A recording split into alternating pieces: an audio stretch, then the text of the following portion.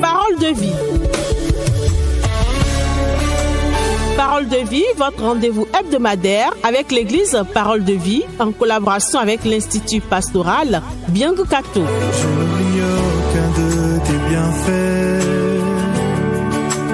C'est tous les lundis de 21h à 21h30. Parole de vie, une émission pour découvrir les richesses de la parole de Dieu et recevoir la vie par la parole de Dieu dans vos maisons. Apprêtez-vous pour une demi-heure de paroles inspirantes, de conseils et de moments transformateurs. C'est parti pour Parole de vie. Je n'oublie aucun de tes bienfaits. À chaque fois que j'y pense, mon cœur est rempli de paroles pour te louer.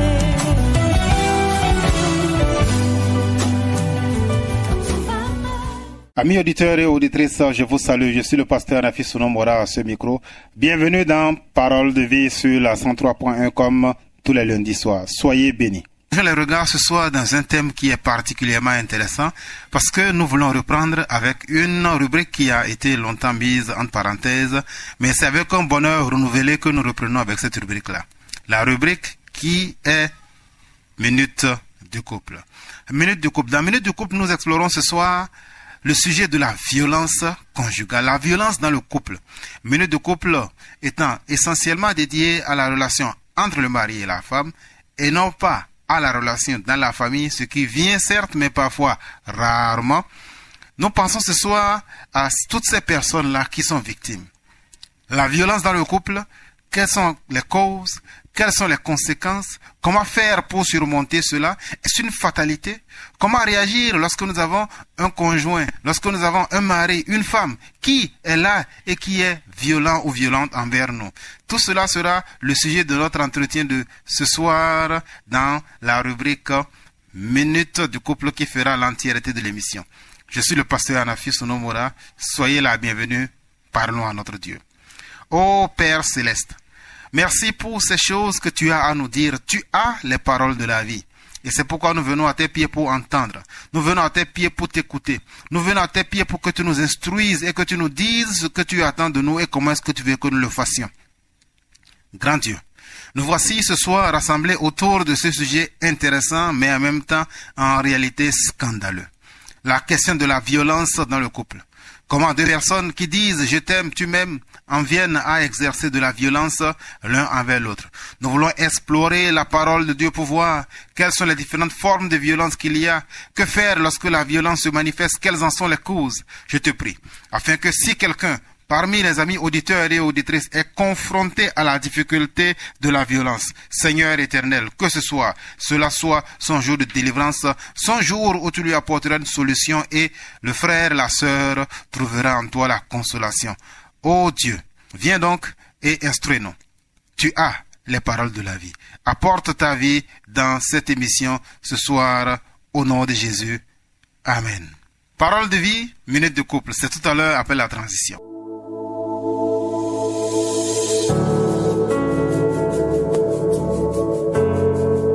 Minute du couple. Peu importe l'état de votre couple, il peut devenir meilleur. Écoutez donc ces précieux conseils pour une vie de couple épanouie et bénie. Bienvenue dans la Minute du couple pour de précieux conseils, enseignements et témoignages sur la vie de couple. C'est parti.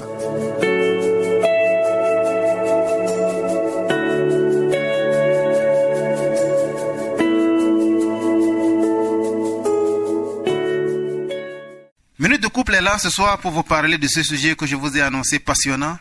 Que faire lorsque nous avons un mari, une femme qui est violente? Que faire lorsque nous avons un conjoint qui est violent envers nous? Que faire lorsque ce sont les enfants ou bien parfois même le mari ou la femme qui sont les victimes de cette violence-là? C'est le sujet sur lequel nous voulons nous entretenir, le sujet sur lequel nous allons plonger le regard. Lorsque je vous parle de violence conjugale, je me limite d'abord au mot violence tout court. Le mot violence évoque la brutalité, les excès, la force brute, la méchanceté, oui, l'intimidation, et le fait que cela intervient de façon soudaine, de façon brusque. Tout ça, cela peut être qualifié comme étant un synonyme de la violence.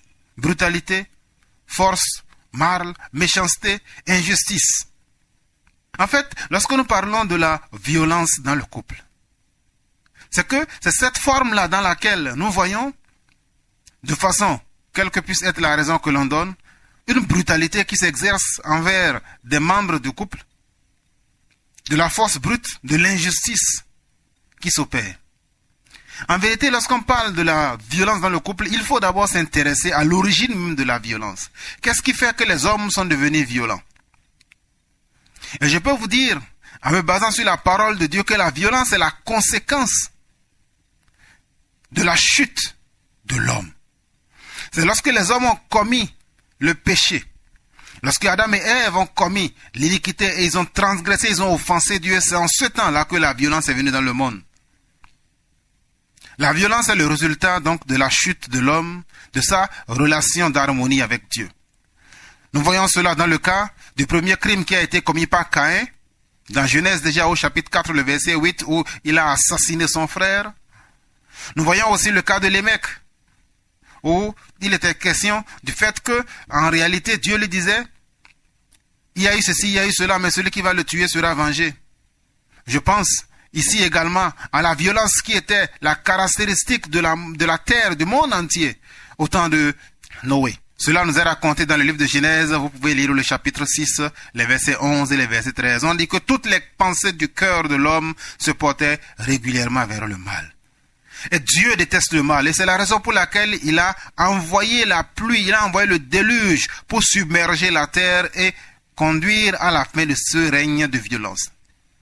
La violence, malheureusement, a repris de plus belle après le déluge. Elle a continué en constituant un des péchés les plus fondamentaux que Dieu demanda de punir. Des nations ont pratiqué la violence les uns contre les autres et Amos chapitre 6 verset 3 nous parle d'ailleurs du règne de la violence, du règne de la mort. Chers amis auditeurs et auditrices, quelle forme de violence subis-tu dans ton mariage? Quelle est la forme de violence que ton conjoint applique contre toi? Lorsqu'on parle de violence, son sens habituel est celui d'une injustice en réalité, d'une oppression sociale, à cause d'un homme qui s'attaque à l'ordre que Dieu a établi. Je le répète, la violence est l'injustice ou l'oppression sociale que l'on ressent à cause d'un homme qui s'attaque à l'ordre que Dieu a établi. Et cette attaque-là, elle est sous différentes formes. Parfois, la violence attaque à l'ordre que Dieu a établi en commettant le mal, la méchanceté. Et je vous ai parlé du cas, par exemple, de Genèse, au chapitre 6, où toutes les pensées du cœur de l'homme se portaient vers le mal. Les gens étaient violents sous différentes formes. Malachie, chapitre 2, verset 16, il y a de la violence partout. Les gens se servent de la force brute pour intimider, pour briser, pour détruire. Tout ça, le Seigneur voit. Et tout ça, le Seigneur ne veut pas qu'il en soit ainsi. Donc, lorsque je parle de la brutalité, lorsque on utilise les instruments de guerre pour assujettir d'autres personnes, cela constitue ce que la Bible qualifie de violence. Nous savons à présent ce que c'est que la violence. Mais qu'est-ce qui peut conduire un couple à connaître ces événements de violence? En réalité, ce à quoi il faut répondre, c'est quelles sont les raisons. Les raisons, elles sont multiples. La première raison, en particulier dans la culture africaine, la culture béninoise qu'est la nôtre, c'est la mauvaise compréhension du passage d'Éphésiens chapitre 5, le verset 21 jusqu'au verset 33, où on parle du lien qu'il y a entre l'homme et la femme. Lorsque la Bible dit à la femme, soumettez-vous à vos maris, ce n'est pas de l'asservissement, ce n'est pas accepter la violence que ce mari-là puisse exercer contre vous, du tout pas. Au contraire, 1 Pierre chapitre 3, le verset 7 nous dit que le mari doit user de bonté, de douceur envers sa femme, qu'il doit être vraiment compatissant, parce qu'il traite avec elle comme avec une personne qui est d'une nature plus délicate que lui. Donc c'est la mauvaise compréhension de ce passage-là d'Éphésiens chapitre 5 qui donne parfois à croire que l'homme a le droit de faire et de ne pas faire de sa femme ce qu'il veut. Et c'est ça qui conduit à ces violences que nous observons parfois. L'autre raison, c'est la colère. La colère fait toujours le lit de la violence. Lorsque nous lisons les paroles de notre Seigneur Jésus-Christ, dans ce passage très connu qu'on appelle le sermon sur la montagne, il dit, dans Matthieu au chapitre 5, les versets 21 et 22, que la colère peut conduire jusqu'au meurtre. Lorsque l'on se met en colère, il dit, avant on disait, tu ne commettras pas de meurtre, mais je vous dis, ne vous mettez même pas en colère.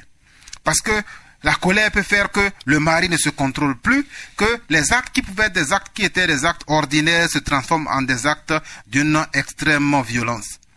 Je pense à l'histoire de cet homme-là, Siméon et Lévi. Ils ont, au chapitre 49, perdu leur place dans le choix de leur papa au moment du partage de l'héritage. Pourquoi? Parce qu'ils ont été extrêmement violents. La colère après que leur sœur a été violée a fait qu'ils ont commis des meurtres et à cause de cela, Dieu les a rejetés. Donc oui, en plus de la mauvaise compréhension d'Éphésiens 5, il y a la colère qui peut conduire à des actes de violence dans un couple. La haine peut conduire à des actes de violence. Je vous avais parlé tout à l'heure de Siméon. Il y a un exemple qui est encore plus frappant. C'est vrai que ce n'est pas dans une vie de couple. Mais il y avait un enfant qu'on appelait Abimelech, un des frères de Gédéon. Juste parce qu'il voulait avoir le trône, il en est arrivé à tuer tous ses frères, 70 au total. Nous assistons parfois à des scènes d'extrême violence, même entre des frères, ou bien entre peut-être la concubine du mari et la femme au foyer. Donc différentes choses peuvent conduire à ces violentes disputes entre les personnes. La jalousie. L'homme est jaloux de sa femme parce qu'elle travaille mieux, la femme est jalouse de son mari ou bien d'un oncle, et puis bam, c'est arrivé. Le fait de vouloir s'accaparer de l'autre. Donc différentes choses peuvent conduire à la violence. En fait, lorsque je parle de cette violence-là, on se demande de quoi est-ce qu'il s'agit. La violence, souvent, elle est perçue et elle est ressentie lorsqu'elle est physique. Mais il y a différentes formes de violence qui peuvent se passer dans un couple. Oui, c'est souvent physique, comme j'ai dit. Prenez le cas de Lot. Dans Genèse chapitre 19 au verset 9, lorsque Lot était en train de supplier les habitants de Sodome et Gomorrhe, il a été bousculé physiquement. On lui a dit, quitte là. Toi, tu viens d'arriver, c'est toi qui veux nous donner des conseils. Et le mari peut devenir violent. La femme peut devenir violente. Jeter une casserole, donner une raclée, donner un coup de poing, faire ceci, faire cela. Oui, il y a cette forme de violence-là qui est parfois présente dans le couple. Il y a la violence verbale. Je n'oublierai jamais ces paroles-là. Ces paroles-là qui sont dans la bouche du prophète Jérémie, où la Bible dit, Jérémie chapitre 18, le verset 18, des gens disent clairement, tuons-le avec notre langue. Oui, tu n'as jamais giflé ta femme, tu n'as jamais giflé ton mari, mais qu'est-ce qui sort de ta bouche? La bouche qui était prévue pour être une source de bénédiction. La bouche par laquelle tu lui avais dit, je t'aime chérie, je veux être avec toi, je m'engage à faire ceci, je m'engage à faire cela. Cette même bouche est devenue une source de malédiction, une source d'insulte, une source de critique. Oui, tu peux tuer quelqu'un par la langue. La violence, elle n'est pas seulement que physique, mais elle est aussi parfois verbale. Ne tue pas ton mari avec ta langue. Ne tue pas ta femme avec ta langue. Le Seigneur te demande de ne pas le faire. Oh, la violence, elle est parfois sexuelle. Les gens peuvent se demander, comment est-ce qu'il peut-il y avoir de violence sexuelle dans le couple? Prenez 1 Corinthiens chapitre 7. La Bible dit de ne pas se priver l'un l'autre. Et il y en a qui prennent cela comme étant un fondement. Pour dire que quelles que soient les raisons que nous avons, quelles que soient les situations de conflit que nous avons, tu ne dois pas m'empêcher d'avoir l'intimité avec toi. Le mari est comme la femme. En général, c'est le mari qui dit ces choses-là. Non, c'est de la violence, chers amis auditeurs et auditrices. La violence dans le couple est une chose qu'on ne peut pas tolérer parce que Dieu n'a pas voulu que deux personnes se mettent ensemble pour, comme je l'ai donné dans la définition de mon mariage, être en train d'exercer de l'injustice et de l'oppression sur l'autre. Non, Dieu ne veut pas cela. Donc la violence, elle peut être physique, comme je l'ai dit, elle peut être verbale à travers les mots que nous envoyons à l'autre, que nous utilisons contre l'autre. Elle peut être sexuelle, mais la violence, elle peut également être économique et financière. En fonction du pouvoir que l'on a sur l'argent du couple, on prive l'autre. On manipule pour obtenir l'argent. On ment. Ou bien parfois, on dit, tu n'auras pas. On oblige les gens à avoir de la violence. Non, chers amis auditeurs et auditrices, c'est ton mari, c'est ta femme, c'est le mari, le papa de tes enfants, c'est la maman de tes enfants. Tu n'as pas le droit de te servir de violence économique contre ton partenaire de vie, celui-là avec qui tu as dit devant le Seigneur, je veux marcher avec toi. Et en fin de compte, parfois il y a la violence spirituelle. La violence spirituelle qui consiste à manipuler les gens en se servant de Dieu, en prenant la crainte et la foi que la personne a pour dire désormais c'est comme ça tu feras. Non, tu n'as pas droit à ça, mon ami.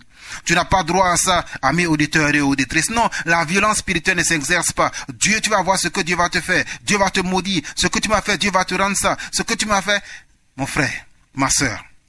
que ces formes de violence-là ne règnent pas parmi toi. Qu'importe ce qui a pu arriver, tu n'as nullement le droit de l'exercer sous quelque forme que ce soit. Que cela soit la forme physique, que cela soit la forme verbale, encore moins la forme sexuelle ou économique, ou en fin de compte, comme je l'ai dit tout à l'heure, la forme spirituelle. Toutes ces formes-là ne sont même que des échauffements par rapport à la dernière forme de violence que j'aimerais aborder avec toi. C'est la forme de violence psychologique. Elle est la moins visible, mais elle est la plus violente. Parce que les traces qu'elle laisse sont indélébiles et elles sont difficiles à nettoyer. La violence physique, c'est un sparadrap, c'est peut-être un bras qui est cassé, on pourra mettre un plâtre. La violence verbale, elle fait partie de la violence psychologique, mais j'aimerais expliquer un peu la violence psychologique. La violence psychologique, lorsqu'on l'exerce contre son mari ou contre sa femme, elle conduit à surveiller, à contrôler la personne, à l'isoler des autres, à la critiquer en public, à l'insulter, à dénigrer ses opinions en la faisant passer comme quelqu'un qui ne comprend rien. Lorsque le mari prend la parole, on dit « Oh, il est comme ça, oublie-le ». Lorsque la femme prend la parole, on dit « Qu'est-ce que toi tu es en train de raconter encore? Tu as commencé, non ?»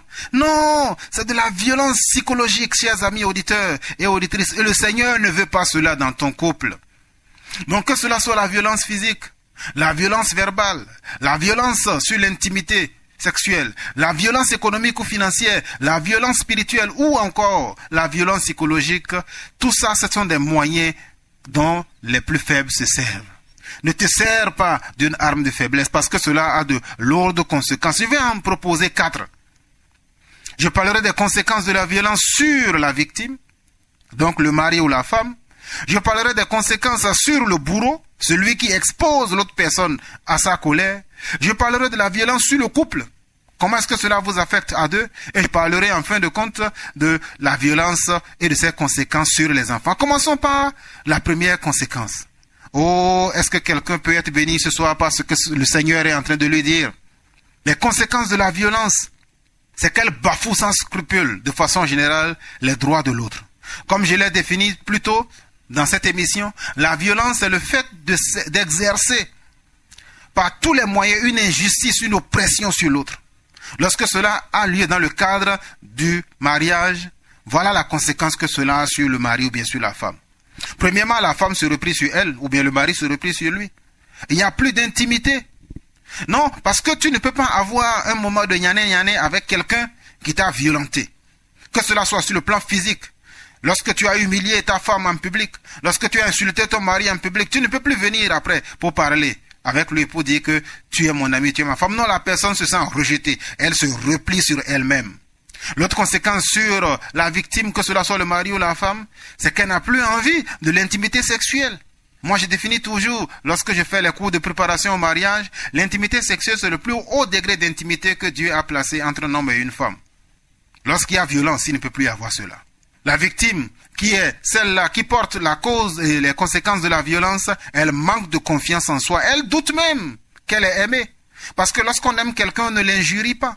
Lorsqu'on aime quelqu'un, on ne le frappe pas, on ne la frappe pas. Lorsqu'on aime quelqu'un, on n'exerce pas de violence psychologique contre elle. Non. Ce rejet de soi, en se disant « je n'ai plus de valeur », c'est l'une des conséquences que la personne peut ressentir. On commence par culpabiliser en se disant « c'est ma faute ». C'est parce que je n'ai pas fait ceci que mon mari m'a frappé. C'est parce que je n'ai pas fait cela que ma femme m'a fait ceci. C'est parce que je ne suis pas bon cuisinier. C'est parce que je ne suis pas bon ménager. C'est parce que je ne gagne pas assez d'argent. Non. Ami auditeur, auditrice, toi qui entends ma voix, ce n'est pas ce que ta femme mérite. Ce n'est pas ce que ton mari mérite. Il mérite que tu l'aimes. Il mérite que tu sois en relation avec lui. Donc voici quelques-unes des conséquences que la victime de la violence conjugale subit. Parlons maintenant des victimes qui ne savent en réalité même pas quelles sont les victimes, les bourreaux. Oui, même le bourreau est victime de sa propre violence qu'il exerce contre l'autre. Cela peut paraître étonnant, mais je peux vous dire avec assurance que lorsque le Seigneur dit « Je suis avec les faibles », toi qui brutalises ta femme, toi qui brutalises ton mari, toi qui, au lieu de prendre soin de la personne que le Seigneur t'a donnée et que le Seigneur a mis à ton côté, tu ne fais que forcer, tu ne fais que battre, tu ne fais que humilier, tu ne fais que insulter, écoute donc ce que le Seigneur te dit. La parole de Dieu dans Luc chapitre 12, les versets 45 et 46. Dieu t'a confié un homme et une femme dont tu dois prendre soin jusqu'au retour du Seigneur ou jusqu'à ce que la mort vous sépare. Luc chapitre 12, versets 45 et 46. Mais si ce serviteur-là se dit en lui-même, mon maître tarde à venir, s'il se met à battre les autres serviteurs et servantes, à manger et à boire et à s'enivrer, alors le maître de ce serviteur viendra le jour où il ne s'y attend pas. Il le punira sévèrement et il partagera le sort des infidèles. Toi qui as le don d'humilier ta femme, de battre ton mari, de le critiquer, de le rabaisser, c'est ce que le Seigneur te dit ça. Dieu a dit, et je veux que tu t'en souviennes, qu'il t'atteindra. Il ne laissera pas passer cela. Il ne fera pas comme si de rien n'était. Non, Dieu sait ce qu'il fait.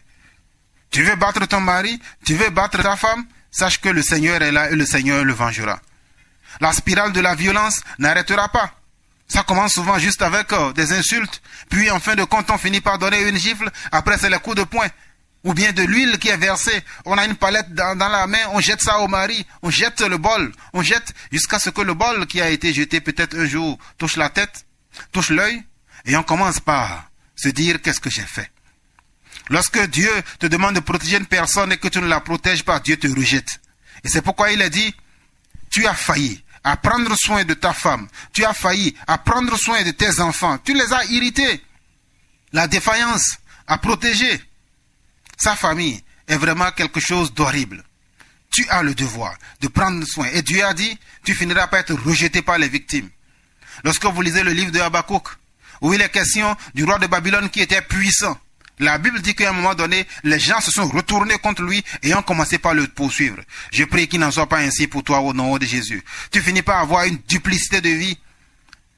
Tu penses que les gens ne savent pas. Tu es un loup dedans, mais lorsque tu sors, tu es le mari modèle. Tu es une louve dedans, mais lorsque tu sors, tu es la femme modèle. Que le Seigneur t'éloigne de cela. Et la dernière conséquence que j'aimerais dire qui va finir par affecter le mari ou la femme violente, ce sont les conséquences au pénal. L'Institut national de la femme, et en particulier dans notre concept du Bénin, où des gens peuvent te dénoncer. Un voisin peut appeler la police et tu vas te retrouver à la criette qui est désormais chargée de poursuivre les gens pour les violences contre le genre. La violence contre le mari, la violence contre la femme, tout cela est désormais poursuivi par la Cour de répression des infractions économiques et du terrorisme. C'est du terrorisme intérieur. Ne frappe pas ta femme, ne sois pas violent envers ton mari. Parlons des troisième conséquences qu'il y a sur le couple lui-même. C'est la négation du sens de la famille. La relation n'est plus entre égaux, mais c'est comme entre un enfant et ses parents ou bien entre un esclave et son maître. Ce n'est pas ce que Dieu veut. Dieu veut que tu vives avec ton mari, avec ta femme en tant qu'égaux. Tu violes le serment du mariage, de l'engagement que tu as pris, de respecter, d'aimer et d'honorer la personne. L'intimité finit par disparaître complètement. Et le pire, quatrième conséquence, c'est ce que cela fait sur vos voisins. Vos voisins vous entendent et vous devenez le contre-exemple de ce que Dieu veut. Au lieu d'être sel et lumière de la terre, votre couple est connu comme le couple de John Brie, comme le couple de Mohamed Ali, comme le couple de la femme qui verse l'huile sur son mari, qui a mordu le cou de telle ou telle personne. Non, qu'il n'en soit pas ainsi. Parce que si le Seigneur vous donnait des enfants, oh, quel mauvais modèle auriez-vous laissé à ces enfants-là? Que c'est la loi du plus fort dans la vie? Chers amis auditeurs et auditrices, la violence dans le couple n'est pas une bonne chose. Et je prie que le Seigneur t'aide à surmonter cela. Les enfants vont grandir en ayant un manque de confiance totale dans les figures d'autorité. En se disant, mon papa est violent, ma maman est violente, comment est-ce que je peux lui faire confiance? On finit par rejeter Dieu. Parce que les gens finissent par dire au niveau des enfants, si Dieu là était capable, il aurait protégé ma maman, il aurait protégé mon papa. Nous finissons en parlant de qu'est-ce qui peut contribuer comme solution à ce que Dieu veut faire dans ton couple. La violence dans le couple est un aveu d'échec. La violence dans le couple est un aveu de démission. Et c'est pourquoi je vais te proposer, pour finir cette émission, quelques solutions. Premièrement, revient à la pensée de Dieu pour la famille. Lorsque Dieu a créé la famille dans Genèse chapitre 1 et chapitre 2, c'était une seule chair. Il voulait que l'homme et la femme soient comme Adam et Ève, vivant en toute harmonie, en vivant dans le bonheur et la paix que Dieu lui a créé. Reviens à cela. Si vous avez actuellement des conditions de violence, comprenez que l'autorité que Dieu vous a donnée n'est pas pour brimer, mais pour servir. Dans Matthieu chapitre 20, le verset 26 à 28, le Seigneur dit que celui qui veut être le plus grand parmi vous doit être le serviteur de tous. Comprends la pensée de Dieu. Dieu ne veut pas que tu sois le mari fort, le mari violent. Dieu ne veut pas que tu sois la femme forte, la femme violente. Si Dieu t'a donné davantage de moyens, que ton mari ou que ta femme ne t'enterre pas comme étant un instrument. N'insulte pas, ne méprise pas ton mari ou ta femme. Il faut que tu reconnaisses que tu es une victime et que tu n'es pas la cause de la violence. Parce que parfois, dans notre pensée, on finit par avoir cette idée-là que, bon, j'ai mérité cela. Non, tu n'as rien mérité. C'est ton mari qui est violent, c'est ta femme qui est violente, tu n'as rien fait. Si tu as les possibilités, et si cela ne cesse pas après avoir fini de parler à ton mari, à ta femme, cherche du secours auprès des personnes compétentes. Cherche du secours. Cherche du secours. Cherche du secours. Parce que si tu ne cherches pas de secours, ta vie même peut être en danger. La violence peut faire que dans un accès de colère, quelque chose de grave arrive. Qu'un bras soit cassé, un œil soit enlevé. Ou même parfois que la mort survienne. Si cela est nécessaire et qu'il n'y a pas de solution, c'est bibliquement justifié de porter plainte. Parce que Dieu ne veut pas que la famille et le couple se transforment en un lieu de boxe, en un lieu de violence conjugale. Lorsque tu as un mari ou une femme violente, le conseil que j'aimerais te donner, c'est tiré de la parole de Dieu. Pensez à la rencontre entre David et Saül. Lorsque David était en train de jouer, Saül prenait parfois sa lance, 1 Samuel chapitre 18, pour lancer cela contre David. David esquivait. Ne vous exposez pas inutilement au danger. Proverbe chapitre 22, verset 3. L'homme prudent voit le mal et se met à l'abri. Fuis si cela est nécessaire. Lorsque David a vu que les intentions de Saül ne changeaient pas dans 1 Samuel 20, il a discuté avec Jonathan en disant, bon, je vais me cacher, je verrai comment est-ce que ton père va réagir, je verrai comment est-ce que ta mère va réagir. Même Jésus, lorsqu'il était confronté à la violence du peuple, qu'est-ce que la parole de Dieu nous dit? Il s'est faufilé au milieu d'eux, il s'est enfui. Ne reste pas là pour dire, c'est mon couple. Ne reste pas là pour dire qu'un mari chrétien ne doit pas quitter. Non, c'est une question de vie et de mort. Cher ami, priez. Priez et invoquez le Seigneur Dieu. Priez et parlez-en à votre pasteur. Priez et cherchez du secours auprès de personnes qui vont, comme votre beau-père, votre belle-mère, venir intervenir. Mais n'acceptez pas la violence comme étant une solution légitime pour régler les problèmes dans votre foyer. Je sais que vous aurez certainement beaucoup de questions. À l'issue de cette émission, n'hésitez pas à m'appeler. N'hésitez pas, nous allons échanger. En 30 minutes, il n'est pas possible de donner tous les aspects, mais c'est avec joie que je partagerai la sagesse que Dieu m'a accordée un tout petit peu pour contribuer à mettre un terme à la violence dans votre couple. Je prie. Seigneur éternel, lorsque tu étais sur la terre, tu as dit que le plus grand doit être le serviteur de tous. Oh, je prie, afin que tous ceux-là qui, comme Siméon et Lévi, sont dans le cycle de la violence, pensant que la loi du plus fort doit s'exercer, Seigneur, délivre-les au nom puissant de Jésus. Que tu viennes sauver ce mari qui est sous l'emprise de la violence de sa femme, qu'elle soit verbale, qu'elle soit sexuelle ou de différents ordres. Oh, je prie pour cette femme-là qui est sous la violence physique, sous la violence émotionnelle, la violence psychologique de son mari. Oh papa, délivre-la également dans le nom puissant de Jésus. Ramène-les à la compréhension de ce que toi tu veux, parce que je sais que toi tu veux les sauver. Père, bénis-les pour la gloire de ton nom. Au nom de Jésus, Amen. C'était le pasteur Nafi Souno Mora. Que le Seigneur vous bénisse. À lundi prochain.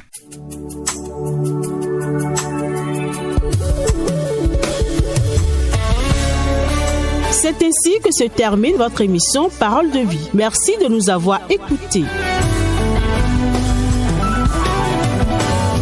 Nous espérons que vous avez été édifiés et inspirés. Rendez-vous lundi prochain à la même heure sur votre radio, Radio Maranatha, la 103.1 FM. Pour toute question ou pour plus d'informations, appelez-nous au +229 65 21 99 99 ou +229 94 57 85 85. De paroles pour te louer.